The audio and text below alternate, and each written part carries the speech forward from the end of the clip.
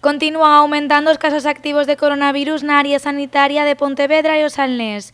O Sergas confirmou hoxe 413 positivos nesta zona, 21 máis que na xornada de onte.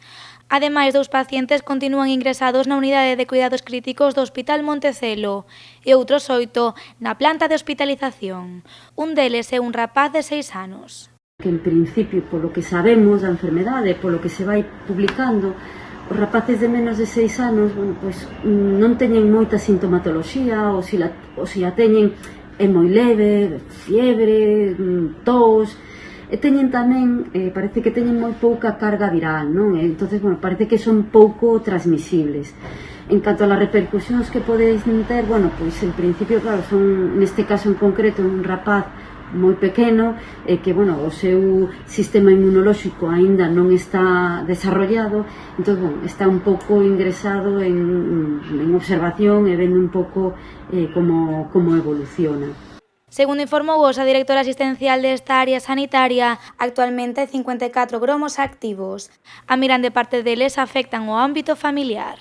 Destes 54 gromos contabilizamos un total de 355 casos positivos. Destes 355 casos, a inmensa maioría cursan con sintomatoloxía banal e están en seguimento domiciliario. 2 destes brotes rexistráronse en 2 festas privadas na cidade de Pontevedra. Justamente este tipo de celebracións poderían ser o motivo do aumento rexistrado nas últimas semanas nesta área sanitaria. Moitos contaxios se han producido en comidas, en cenas, en cumpleaños.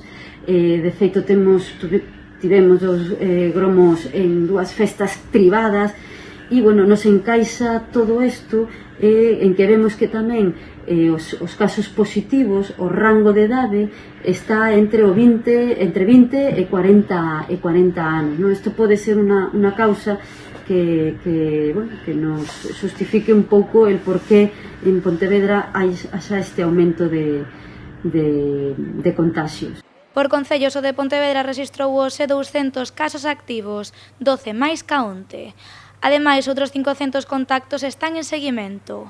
En Poi, o número de positivos ascende a 29 e hai 11 persoas máis en seguimento.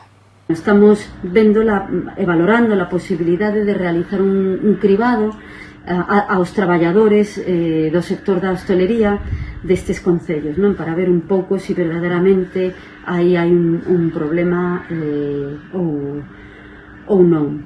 Con todos estes datos sobre a mesa e tendo en conta o descenso nos casos importados, o Sergas fala xa de transmisión comunitaria nesta área sanitaria.